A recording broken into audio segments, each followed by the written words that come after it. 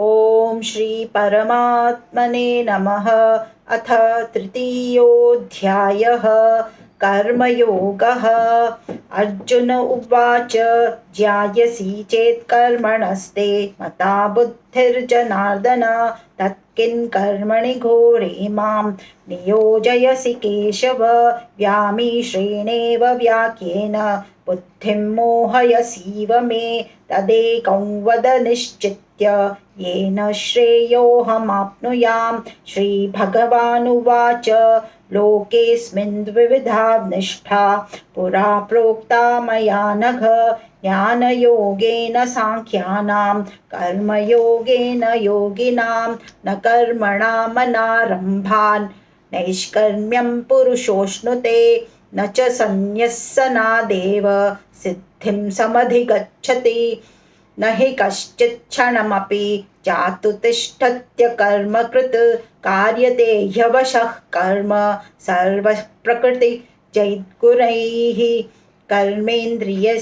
कर्मेन्द्रियाणि संयम्य य आस्ते मनसा स्मरन् इन्द्रियार्थान् विमूढात्मा मिथ्याचारः उच्यते। यस्त्विन्द्रियाणि मनसा नियम्यारभतेऽर्जुन कर्मेन्द्रियैः कर्मयोगम् असक्तः स विशिष्यते। नियतं कुरु कर्म त्वं कर्म ज्यायो ह्यकर्मणः शरीरयात्रापि च ते न प्रसिद्ध्येद कर्मणः। यज्ञार्थात् कर्मणोऽन्यत्र लोकोऽयं कर्मबन्धनः तदर्थं कर्म कौन्तेय मुक्तः सङ्गसमाचर।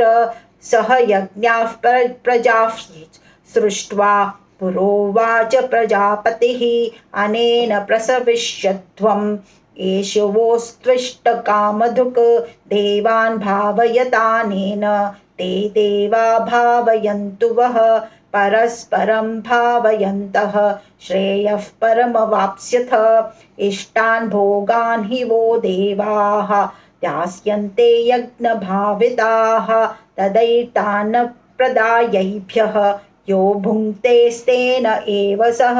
यज्ञशिष्टाशिनः सन्तः मुच्यन्ते सर्वकिल्बिषैः भुञ्जते त्वगमं पापाः ये पचन्त्यात्मकारणात्। अन्नाद् भवन्ति भूतानि पर्जन्यादन्नसम्भवः।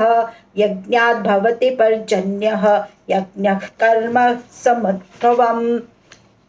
कर्म ब्रह्मोद्भवं विद्धिः ब्रह्माक्षरसमुद्भवम् तस्मात् सर्वगतं ब्रह्म नित्यं यज्ञे प्रतिष्ठितम्। एवं प्रवर्तितं चक्रं नानुवर्तयतीह यः अघार्युरिन्द्रियारामः मोघं पार्थ स जीवति। यस्त्वात्मरतिरेव स्यात् आत्मतृप्तश्च मानवः आत्मन्येव च सन्तुष्टः तस्य कार्यं न विद्यते। नैव तस्य कृतेनार्थः नाकृते नेह कश्चन न चास्य सर्वभूतेषु कश्चिदर्थव्यपाश्रयः। तस्मादसक्तः सततं कार्यं कर्म समाचर। असक्तो ह्याचरन् कर्म परमाप्नोति पूरुषः। कर्मण्यैव हि संसिद्धिम् आस्थिता जनकादयः। लोकसङ्ग्रहमेवापि संस्पश्यन् न कर्तुमर्हसि।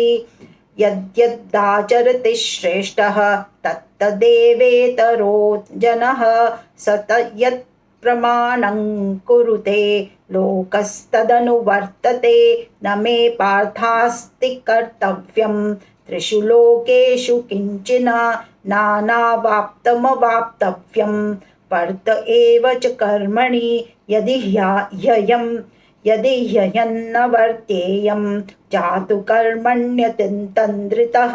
मम वर्त्मानुवर्तन्ते मनुष्याः पार्थ सर्वशः। उत्सीदेयुरिमे लोकाः न कुर्यां कर्म चेदहं शङ्करस्य च कर्ता स्याम् उपहन्यामि माः प्रजाः। सक्ताः कर्मण्यविद्वांसः यथा कुर्वन्ति भारत कुर्याद्विद्वांस्तथा सक्तः चिकीर्षोर्लोकसङ्ग्रहं न बुद्धिभेदं जनयेत् अज्ञानं कर्मसङ्गिनां जोषयेत् सर्वकर्माणि विद्वान् युक्तः समाचरन् प्रकृतेः क्रियमाणानि गुणैः कर्माणि सर्वशः अहङ्कारविमूढात्मा कर्तारहमिति मन्यते तत्त्ववित्तु महाबाहो गुणकर्मविभागयोः गुणागुणेषु वर्तन्तः इति मत्वा न सज्जते प्रकृतेर्गुणसम्मूढाः सज्जन्ते गुणकर्मसु तान् कृत्स्नविदो मन्दान् कृत्स्नविन्न विचाल्येत मयि सर्वाणि कर्माणि सन्न्यस्याध्यात्मचेतसा निराशीर्निर्ममो भूत्वा युध्यस्व विगतज्वरः ये मे मतमिदं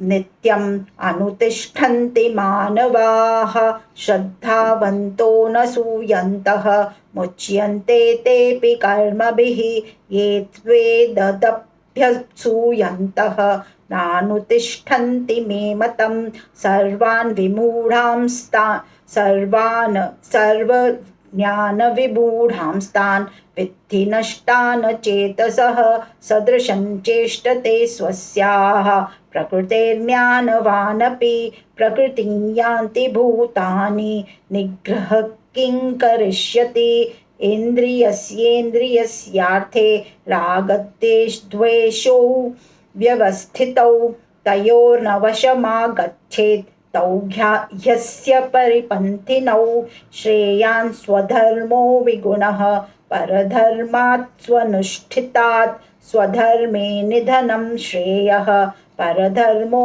भयावहः अर्जुन उवाच अथ केन प्रयुक्तोऽयं पापं चरति पूरुषः अनिच्छन्नपि वार्ष्णेय बलादिव नियोजितः श्रीभगवानुवाच काम एष क्रोध एष रजोगुणसमुद्भवः महाशनो महापाप्मा विद्येनमिह वैरिणम् धूमेनाव्रियते वह्निः यथादर्शो मलेन च यथोल्बेनावृतो गर्भः तथा तेनेदमावृतम् आवृतं ज्ञानमेतेन ज्ञानिनो नित्यवैरिणा कामरूपेण कौन्तेय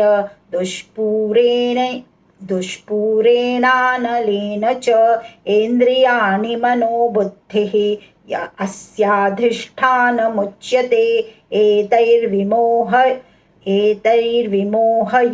येष ज्ञानमावृत्य देहिनं तस्मात् त्वमिन्द्रियान् यादौ नियम्य भरतर्षभ पाप्मानं प्रजह्येनं ज्ञानविज्ञाननाशनम् इन्द्रियाणि पराण्याहुः इन्द्रियेभ्यः परं मनः मनसस्तु परा बुद्धिः यो बुद्धेः परतस्तु सः एवं बुद्धे परं बुद्ध्वा संस्तभ्यात्मानमात्मना यहि शत्रुं महाबाहो कामरूपं दुरासदम् ॐ तत्सदिति श्रीमद्भगवद्गीतासु उपनिषत्सु ब्रह्मविद्यायां योगशास्त्रे श्रीकृष्णार्जुनसंवादे कर्मयोगो नाम तृतीयोऽध्यायः